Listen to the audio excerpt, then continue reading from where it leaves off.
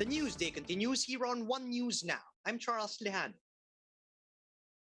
Lawyers for the families of those killed in the government's deadly drug war call on the ICC to continue their probe. The NUPL called the government's investigation on drug war-related deaths, quote, utterly ineffective. They added that the Philippine justice system is being manipulated to shield alleged perpetrators from liability, and urged the ICC to not allow itself to be swayed by the government's claims. Members of the AFP Western Command welcomed presidential aspirant Ping Lacson on his arrival in Puerto Princesa City, Palawan this morning. Lacson will visit the Pag-asa Island in Kalayaan to check on local residents and fishermen in the area as tensions rise over at the West Philippine Sea. The AFP Westcom is expected to brief the presidential candidate on the current status of Pag-asa Island. And he's joined by Partido Reforma's senatorial candidate and former PNP chief Guillermo Alizar, as well as other members of the party. President Duterte has once again caused a buzz after claiming that one presidential candidate uses cocaine. The palace says this claim is backed by intelligence reports. Maricel Halili with the details. President Rodrigo Duterte accused the presidential bet of using cocaine. Duterte didn't name the aspirant and did not provide evidence to substantiate his claims. May kandidato tayo na nagko-cocaine yan. Yung mga anak ng mga mayaman. Contribution has he made pala sa Pilipinas. Yan lang, gusto ko lang tanongin ng ano. Hindi naman sabang bakit ang Pilipino parang lukong-luko na supporting. The question is, why did the president choose to divulge this issue in time for political season if he knows about this case a long time ago? Also, why did the president choose not to name this presidential aspirant? During the event in Mindoro, Duterte also gave clues. The presidential hopeful is from a rich and well-known family. He called the supposed cocaine-using candidate a weak leader. But in another event in Mindoro, the president used the same words to describe former Senator Bongbong Marcos when asked if he would want to form an alliance with Lakas CMD. No, I cannot because nandyan si Marcos. Hindi ako believe na he's really a weak leader. Kaya ako sabi ko, totoo yan, hindi ako naninira na tao. Talagang weak. Kasi spoiled child, only son, he's a weak leader.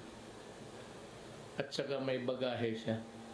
News 5 has yet to get a reaction from the camp of Marcos. But in an interview with DZRH, his spokesperson, Attorney Vic Rodriguez, said they don't feel alluded to in the cocaine allegations and expressed the highest respect for Duterte.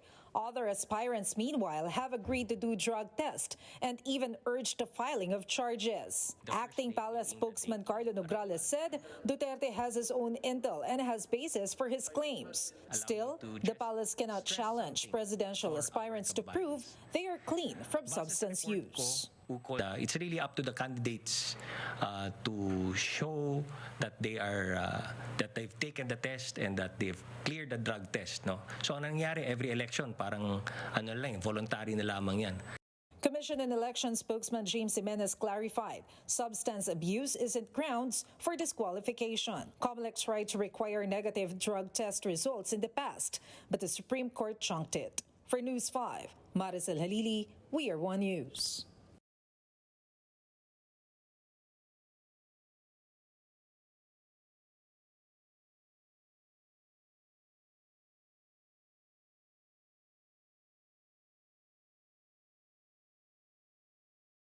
So that a proper case could be filed. Robredo said she supports calls to make drug testing mandatory for candidates, but suggests to conduct it unannounced. Manila City Mayor Isko Moreno, meanwhile, is confident that the president was not referring to him. According to Moreno, he does not come from a wealthy family, and Moreno also suggests for candidates to go under mandatory drug testing before the public. Meanwhile, presidential aspirant and Senator Manny Pacquiao says he is willing to undergo drug testing anytime. The senator added that this should be a requirement for all government officials, elected or appointed. And once elected into office, Pacquiao vows to make drug testing mandatory without prejudice to those who were formerly involved with illegal drugs. Meanwhile, those planning to go to the mall this weekend can expect a crowd. This after Metro Manila mayors failed to agree on a uniform policy on allowing minors outside their homes. Greg Gregorio with the details. Metro Manila mayors reached a deadlock in coming up with a uniform policy on allowing children aged 11 and below outside their homes. President Rodrigo Duterte had earlier urged them to regulate the movement of minors, even with the capital under Alert Level 2. But the mayor said the health department failed to give its expert opinion on the matter. That's why the ball is now in the court of the Interagency Task Force. The unified stand of the local chief executives of Metro Manila that in the interest of consistency in policy setting, the IATF is the best position to decide on the mobility. But with the IATF still without a decision, Status quo muna tayo ngayon. Full mobility for seniors and minors. The health department insists that going to malls or any other crowded areas was never part of their considerations in allowing children to go out of their households under lower alert levels, such as the current Alert Level 2 over Metro Manila, which according to them is something that the LGUs and the parents must also consider. the DOH said minors have been allowed outdoors with the assumption that it's for outdoor exercise, interaction with peers, and daily dose of sunlight. This leaves the burden of responsibility to parents. Now, going to the malls, going to crowded areas, sana po i-avoid muna yan ng ating mga magulang. Napakataas pa rin po ng tsansa na maaari magkasakit ang ating mga kabataan. With no uniform guidelines agreed upon, another meeting is in the offing. In the meantime, local government units have the discretion to implement their respective policies on minors.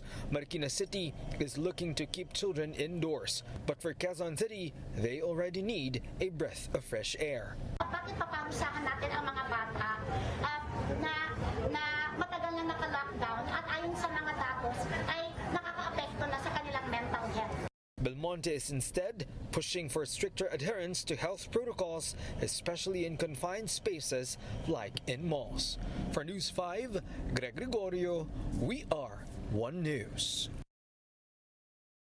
The Food and Drug Administration has approved trials for the mixing and matching of COVID-19 vaccines. That's according to the Science and Technology Department. DOST Undersecretary Rowena Guevara says screenings for the trial participants have started. Guevara adds that this will not affect the vaccine combinations earlier released for the booster inoculation of health workers.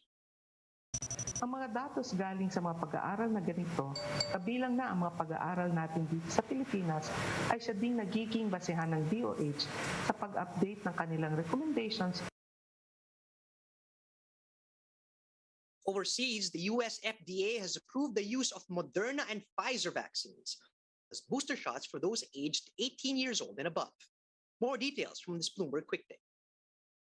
Both Pfizer and Moderna got new FDA approvals today for their COVID booster shots, making them our two, not one, but two stocks of the hour. And here with the story is Dave Wilson. So, big news. Yeah, absolutely. I mean, you can argue it's a bit anticlimactic because so many states were allowing people 18 years or older to get the boosters, regardless of the lack of advice from the U.S. regulators. Nonetheless, I mean, it's all set. And it looks like a bigger deal for Moderna in terms of the stock reaction. And arguably Pfizer's German partner BioNTech in terms of U.S. trading, which is understandable because you look at Moderna, you look at BioNTech, they are far more dependent on, COVID-19 sales than Pfizer, which has a fairly diverse business. Now, we should note Moderna can definitely use the help because they came out last quarter, cutting their full year projections in terms of revenue, in terms of the number of COVID-19 doses they would produce. So the idea that they're getting this